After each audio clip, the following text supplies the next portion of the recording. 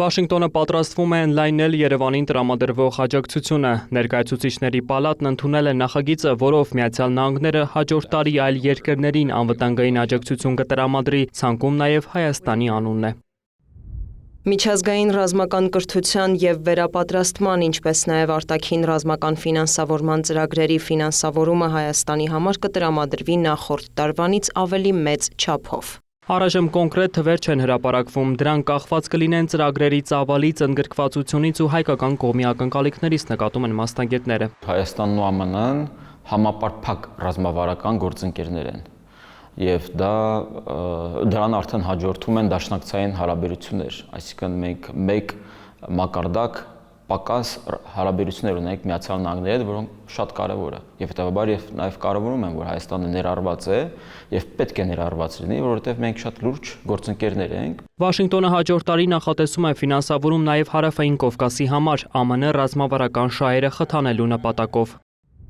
Նախատեսվում է աջակցել տարածաշրջանային խաղաղության, կայունության, ինտեգրման և կապակցվածության ամրապնդմանը, ինչպես նաև շարունակել ակտիվ երկկողմ ռազմավարական գործընկերության խարտիաներին ամուր աջակցությունը։ Անդրադարձ կա նաև TRIP նախագծին, նախատեսվում է, որ օրենքի ուժի մեջ մտնելուց ոչ ուշ, քան 90 օրվա ընթացքում ԱՄՆ պետքարտուղարը կոնգրեսի համապատասխան հանձնաժողովներին կներկայացնի զեկույց Թրամփի ուղու ֆինանսավորման ծավալների իրավական ընթացակարգերի վերաբերյալ։ Մենք խոսում ենք տնտեսական կարևոր պրոյեկտի մասին։ Տնտեսությունը շատ կարևոր անվտանգային բաղադրիչ է։ Անվտանգությունը դա միայն բանակը չէ, զինված ուժերը չեն։ Դա նաև տնտեսությունն է։ Եվ մենք տեսնում ենք, օրինակ այս օրերին, երբ Ռուսաստանը բաժամիջոցներ է սահմանում կամ սահմանափակումներ է սահմանում Հայաստանի դեմ,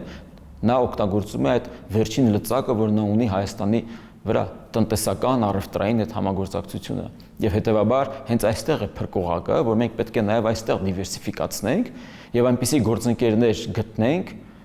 որոնք չեն օգտագործի դա որպես լծակ մեր դեմ։ Մի շարք կոնգրեսականներ էլ առաջարկել են բաժամիջոցներ նախատեսել Ադրբեջանի պաշտոնյաների ֆինանսական ցանցերի դեմ, եթե թշնամական գործողություններ ձեռնարկվեն Հայաստանի նկատմամբ, ինչպես նաև Միացյալ Նահանգներն օգտագործի բոլոր գործիքները ազատելու Ադրբեջանում պահվող հայ գերիներին։ Այս առաջարկները գործնական տեսք կստանան, եթե Սենատում խոչընդոտների չհանդիպեն։ Մենք ճանապարհ ունենք անցնելու եւ շատ կարեւոր է, որպեսզի Հայաստանը շարունակի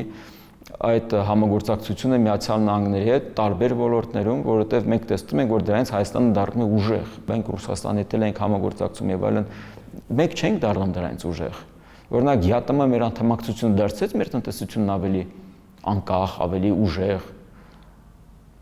ինստիտուցիոնալ առումով ավելի գործունյա չդարձրեց։ Հայաստանը ստացել է հնարավորություն դառնալու տարածաշրջանային կապող օղակ տրանսկասպյան երթուղիների եւ արևմտյան շուկաների միջև։ Փորձագետի խոսքով հայ-ամերիկյան հարաբերությունների ներկա փուլը կարող է կարևոր դեր ունենալ այս հնարավորությունների իրացման գործում։